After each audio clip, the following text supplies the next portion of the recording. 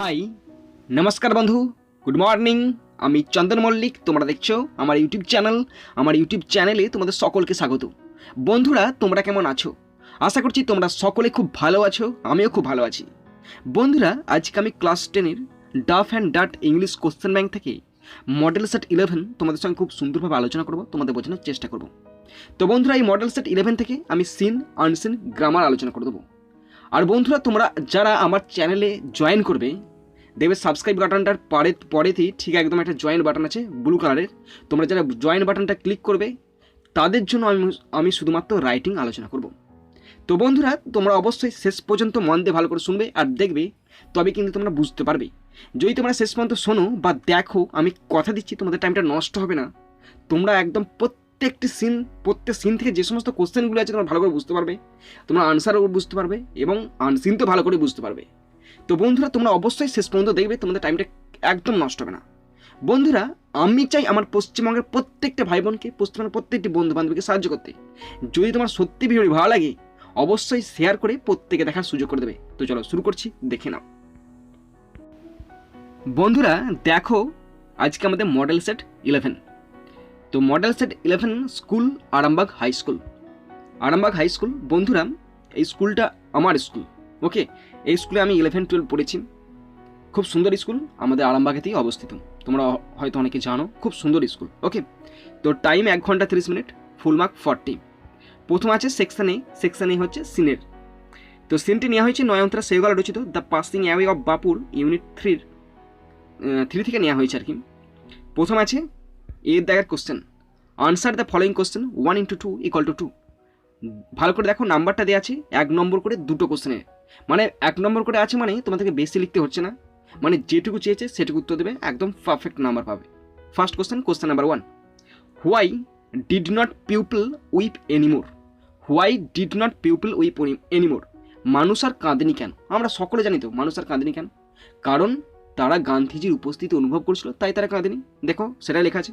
In Nayantara Sahgal's passing away of Bapu, pupil প্রশ্ন সাজাবে তোমরা, হোয়াই দিয়ে প্রশ্ন আছে, প্রশ্নটা সাজানোর পর বিকজ লিখবে। Pupil did not weep anymore because they could feel Gandhiji's presence amid the flowers and songs. মানে তারা গান এবং ফুলের মধ্যে গান্ধীজির উপস্থিতি অনুভব করতে পারছিল। In Nayantara Sahgal's the passing away of Bapu, pupil did not weep anymore because they could feel Gandhiji's presence amid the flowers and songs, okay. Next question number 2। ভালো করে বুঝে নাও কোশ্চেনটি। How was the train compartment decorated? How was the train compartment decorated? কীভাবে ট্রেনের কামরা সজ্জিত ছিল? কীভাবে ট্রেনের কামরা সজ্জিত ছিল? তো ফুল দিয়ে সাজানো হয়েছিল, এটাই বলা আছে আর কি। দেখো সেটা লিখেছি। In Nayantara Sahgal's the passing away of Bapu, a special train took Gandhiji's ashes to Allahabad. The compartment was decked with flower, okay. আবার পড়ছি।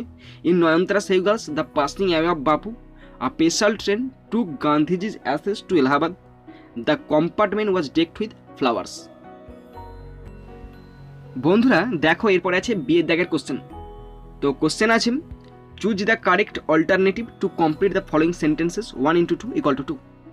কমপ্লিট সেন্টেন্স আছে, অল্টারনেটিভ কোশ্চেন আছে, দুটি আছে 1 নম্বর করে। ফার্স্ট কোশ্চেন নাম্বার 1 পড়ছি। Gandhiji's ashes were taken to Allahabad. Gandhiji's ashes were taken to Allahabad. ভালো করে বুঝে নাও। গান্ধীজির ছাইভস্য নিয়ে যাওয়া হয়েছিল এলাহাবাদে। Option C is the right answer. Gandhiji's ashes were taken to Allahabad. Option C is the right answer. Question 2. The huge crowds which gathered at every platform looked sorrowful. The huge crowds which gathered at every platform looked sorrowful. প্রতিটি প্ল্যাটফর্মে জড়ো হওয়া জনতা ছিল খুবই দুঃখিত। Option D is the right answer. আবার পড়ছি। The huge crowds which gathered at every platform looked sorrowful. Option D is the right answer. বন্ধুরা দেখো, এরপর আছে সি এর দাগের question. Right T for true এবং and F for false. Number আছে 1 × 2 = 2। এখানে বলেছে ট্রু হলে টি, ফলস হলে এফ, কিন্তু সাবঅর্ডিনেট টাইমে লিখতে পারেনি। নাম্বার আছে 1 করে 2, ওকে। তো ফার্স্ট কোশ্চেন নাম্বার 1 পড়ছি, ভালো করে শুনে নাও তোমরা। The ashes of Gandhiji were immersed in the Ganges amidst a huge crowd. এটা ট্রু হবে। কোশ্চেনটা ভালো করে বোঝো, তারপর মানেটা বলে দিচ্ছি। The ashes of Gandhiji were immersed in the Ganges অ্যামিডস a huge crowd, এটা ট্রু। মানে দেখে নাও বিশাল ভিড়ের মাঝে গান্ধীজির ছাইভস্য গঙ্গায় নিমজ্জিত করা হয়েছিল। Okay, next question number 2। After the last rites the author along with others return to Bombay, এটা ফলস হবে। After the last rites the author along with others return to Bombay, এটা ফলস হলো। মানে দেখে নাও শেষকৃত্যের পর লেখিকা অন্যদের সাথে বোম্বে ফিরে গেছিল, তাই ফলস হলো। ওকে বন্ধুরা দেখো এরপরে পোয়েম আছে, আর পোয়েমটি নেওয়া হয়েছে র্যালফ ওয়াল্ডো ইমারসন রচিত ফেবেল থেকে নেওয়া হয়েছে। তো প্রথমে কোশ্চেন এর দায়ের question, answer the following questions 1 × 2 = 2। দুটি কোশ্চেন আছে, 1 নম্বর করে 2 number. First question number 1, who read the above poem, who read the above poem, ওপরের কবিতাটি কে রচনা করেছেন বা কে লিখেছেন। তো দেখো লিখেছি আমি এইভাবে, in Ralph Waldo Emerson's fable, এটা না দিয়ে বেটার, এটা যেহেতু কবির নাম চেয়েছে সুতরাং তোমরা এটা দেবে না, তোমরা লিখবে ডাইরেক্ট একদম Ralph Waldo Emerson read the above poem. Okay, এইটুকুই লিখবে। আর বাকি যেটা লিখেছি in Ralph Waldo Emerson's fable, ওইসব কিছু লেখার দরকার নেই, জাস্ট তোমরা লিখবে Ralph Waldo Emerson read the above poem, কারণ 1 নম্বর আছে, বেশি লেখার দরকার নেই। Question 2, who is not half so spry, who is not half so spry, মানে কে এত প্রাণবন্ত বা ছটপটে নয়, কে ছটপটে নয়, মাউন্টেন ছটফটে নয়, সেটা বলা আছে in Ralph Waldo Emerson's fable according to the squirrel the mountain is not half so spry, in Ralph Waldo Emerson's fable according to the squirrel the mountain is not half so spry. বন্ধুরা দেখো এরপর আছে বিয়ের দাগের question, complete the following sentences with information from the above extract 1 × 2 = 2। এখানে complete sentence বলেছে, 1 number করে 2 number আছে, দুটি কোশ্চেন। ফার্স্ট কোশ্চেন নাম্বার 1 পড়ছি, দেখে নাও। The squirrel will not deny, এইটুকু মানে দেখো the squirrel will not deny মানে হলো কাঠবিড়ালি অস্বীকার করছে না, কি অস্বীকার করছে না, that the mountain makes a very pretty squirrel track, যে পর্বত একটি সুন্দর স্কুইরেল ট্র্যাক করে দেয়, সেটা কিন্তু স্কুইরেল মানে কাঠবিড়ালি অস্বীকার করছে না, কাঠবিড়ালি স্বীকার করছে যে আমি তোমার প্রতি থ্যাঙ্কফুল, তুমি আমার জন্য একটা সুন্দর রাস্তা করে দাও। ওকে, তাহলে আবার পড়ছি, এটা হচ্ছে আনসারটা দেখো রেড কালারে লেখা আছে আর কোশ্চেনটা ব্ল্যাক কালারে লেখা আছে। The squirrel will not deny that the mountain makes a very pretty squirrel track. Okay, next question number 2, the mountain is unable to crack a nut, the mountain is unable to crack a nut, তার মানে এটা কি, যে পর্বত কিসে অক্ষম, পর্বত এটাতে অক্ষম যে সে এত বড় সাইজ বা শেপ বলতে পারো, কিন্তু কাঠবিড়ালি মতে সে অক্ষম একটা ছোট্ট পাড়া নাট ফাটাতে, সে কিন্তু অক্ষম। ওকে বন্ধুরা দেখো এরপরে আছে আনসিন, তো আনসিনটার বাংলা মানে সবাই পড়ছি, তোমরা ভালো করে শুনবে। ওকে, তো শুরু করছি, দেখে নাও। Jamini Roy was a student of Abanindranath Tagore, Jamini Roy ছিল অবনীন্দ্রনাথ ঠাকুরের একজন ছাত্র। He began his career as a portrait painter but gave up his career midway to discover a style of his own. তো তিনি একজন পোর্ট্রেট হিসাবে, মানে পোর্ট্রেট মানে ছবি আঁকার হিসাবে, চিত্রশিল্পী হিসাবে তিনি তার কর্মজীবন শুরু করেছিলেন, কিন্তু নিজের একটি শৈলী আবিষ্কার করার জন্য তিনি তার মাঝপথে তার তিনি যে কেরিয়ার মাঝপথে ছেড়ে দিয়েছিলেন। ওকে, তারপর বলা আছে in doing so he sought to capture the essence of simplicity embodied in the life of the rural masses. Okay, এটি করার মাধ্যমে তিনি গ্রামীণ জনসাধারণের জীবনে মূর্ত সরলতার সারাংশকে ধরতে চেয়েছিলেন। নিডলেস টু সেই মানে বলা বাহুল্য, Jamini Roy gave Indian art at its own identity.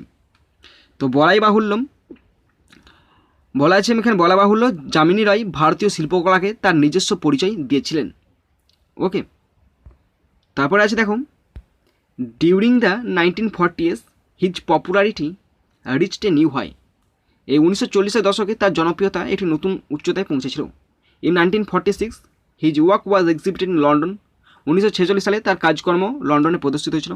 And in 1953 in the New York City, এবং 1953 সালে নিউ ইয়র্ক সিটিতে প্রদর্শিত হয়েছিল। He was awarded the Padma Bhushan in 1954, 1954 খ্রিস্টাব্দে তিনি পদ্মভূষণ উপাধি পান। His work has bin এক্সিবিটেড extensively international exhibition, এবং আন্তর্জাতিক প্রদর্শনীতে তার কাজকর্মকে ভীষণভাবে প্রদর্শিত করা হয়েছিল। He spent most of his life living and working in Kolkata, তিনি তার জীবনে বেশিরভাগ সময় কলকাতায় বসবাস করে এবং কর্মজীবনটা কাটিয়েছিলেন আর কি। But all his adulation left Roy unchanged, কিন্তু এই সমস্ত প্রশংসা রয়কে অপরিবর্তিত রেখেছিল। বন্ধুরা দেখো আনসিন থেকে কোশ্চেন এর দায়ের question, right T for true and F for false and add supporting statement each 22 = 4। Supporting statement সহ ট্রু ফলস লিখতে বলছে, 2 নম্বর করে, 4 নম্বর আছে, কোশ্চেন দুটো আছে। ফার্স্ট কোশ্চেন পড়ছি, Jamini Roy gave up his career midway to earn more money, false. Jamini Roy gave up his career midway to earn more money, false. Jamini Roy আরও উপার্জনের জন্য তার কর্মজীবন মাঝপথে ছেড়ে দিয়েছিল, এটা ফলস হলো। কেন ছেড়েছিল? কারণ তিনি একটা নতুন স্টাইল আনতে চেয়েছিলেন। তোমরা শুরু করবে gave up his career midway to discover style of his own. Okay, next question, question number 2। Roy's paintings were exhibited both in Europe and America. Roy's painting were exhibited both in Europe and America, false. তো এখানে বলা আছে রায়ের চিত্রকর্ম Europe এবং আমেরিকায় প্রদর্শিত হয়েছিল, এটা ফলস হলো। সাপোর্টিং স্টেটমেন্ট দেবে, in 1946 his work was exhibited in London and in 1953 in the New York city. বন্ধুরা এরপরে দেখো বিয়ে দেওয়ার question, answer the following questions 2 × 3 = 6। 3টে কোশ্চেন আছে, 2 নম্বর করে। ফার্স্ট কোশ্চেন, কোশ্চেন নাম্বার 1 পড়ছি, as an artist what did Jamini Roy want to capture. As an artist what did Jamini Roy want to capture. তো একজন শিল্পী হিসাবে যামিনী রায় কী ধরতে চেয়েছিলেন? তো বন্ধুরা বলে রাখি, এই আনসারের ক্ষেত্রে তোমরা কিন্তু প্যাসেজ দেখে দেখে উত্তর লিখতে পারো, বা সাজিয়ে লিখতে খুব সুন্দর হয়। যারা সাজিয়ে লিখতে পারবে তারা সাজিয়ে লিখবে, যারা প্যাসেজ দেখে দেখে লিখতে পারবে তারা প্যাসেজ দেখে দেখে লিখবে, কিন্তু অবশ্যই লিখে আসবে সেই কনটেক্সট অনুযায়ী লিখে আসবে। নাম্বার তোমাদেরকে কেউ আটকাতে পারবে না, একদম পাবেই। ওকে, তো ফার্স্ট কোশ্চেনের আনসারটা পড়ছি, as an artist Jamini Roy wanted to capture the essence of simplicity embodied in the life of the rural masses. আবার পড়ে দিচ্ছি, as an artist Jamini Roy wanted to capture the essence of simplicity embodied in the life of the rural masses. Question 2, how did Jamini Roy enrich Indian art. How did Jamini Roy enrich Indian art. তো যামিনী রয় কীভাবে ভারতীয় শিল্পকে সমৃদ্ধ করেছিল? Jamini Roy began his career as a portrait, এখানে পেন্টারটা লিখতে ভুলে গেছি, পেন্টারটা লিখে দেবে PAINTER। ওকে, আবার পড়ে দিচ্ছি, দেখে নাও। Jamini Roy began his career as a portrait painter but gave up his career midway to discover a style of his own. In doing so he sought to capture the essence of simplicity embodied in the life of the rural masses. Thus he enriched Indian art. আবার দিচ্ছি, ভালো করে শোনাও। Jamini Roy began his career as a portrait painter লিখবে, but gave up his career midway to discover style of his own. In doing so he sought to capture the essence of simplicity embodied in the life of the rural masses. Thus he enriched Indian art. Question 3, where did Jamini Roy spend most of his life? Where did Jamini Roy spend most of his life? Jamini Roy তার জীবনের বেশিরভাগ সময় কোথায় কাটিয়েছিলেন? তো answer লেখা আছে, Jamini Roy spent most of his life living and working in Kolkata. কলকাতায় বসবাস করে এবং কাজকর্ম করে তিনি জীবনের বেশিরভাগ সময়টা কাটিয়েছিলেন। বন্ধুরা দেখো section C, grammar and vocabulary. তো 4 দাগের গ্রামার, প্রথমে আছে fill in the blanks with appropriate articles and preposition 1 × 2 = 2। Article preposition বসলা আছে, 2 নম্বর আছে। ফার্স্ট পড়ছি, she was not at home when the man came. প্রথম বসলো অ্যাট এবং দ্বিতীয় বসছে দ্য। ওকে, নেক্সট কোশ্চেন বিয়ের দাগের ডু অ্যাজ ডাইরেক্টেড 1 × 4 = 4। 4টে কোশ্চেন আছে, 1 নম্বর করে ফার্স্ট কোশ্চেন পড়ছি, his grandfather died last night. Died মানে কি? মারা যাওয়া, পাস্ট অ্যাওয়ে। তাহলে his grandfather passed away last night. His grandfather passed away last night. Question 2, man can not escape destiny make it affirmative. Man can not escape destiny make it affirmative বলছে man is unable to escape destiny. Man is unable to escape destiny. Question 3, he said to the man I did this yesterday only for you. এটা বলতে change the indirect speech. তাহলে he told the man that he had done that the previous day only for his. আবার পড়ছি, he told the man that he had done that previous day only for his. Question 4, they laughed at me, voice করতে বলেছে, I was laughed at by them. I was laughed at by them. বন্ধুরা দেখো এরপরে C এর দাগের আছে meaning from unseen 2 × 2 = 4। তো দুটো আছে, 2 নম্বর করে 4 নম্বর। ফার্স্ট কোশ্চেন পড়ছি, covering a large or wide area মানে ভীষণ বিস্তৃত এলাকা জুড়ে, সেটা কি এক্সটেন্সিভলি মানে ব্যাপকভাবে। কোশ্চেন 2, অ্যাডমিরেশন অর প্রেজ মানে প্রশংসা, সে অডুলেশন মানে হচ্ছে প্রশংসা। তো covering a large or wide area extensively, admiration or praise, adulation. তো বন্ধুরা তোমরা যারা শেষ পর্যন্ত দেখলে তোমাদের সকলকে আমি ধন্যবাদ জানাই। তো বন্ধুরা এখানেই শেষ করলাম ভিডিওটি। সুন্দর থাকবে, সুস্থ থাকবে, take care, thank you, Jai Hind, Vande Mataram.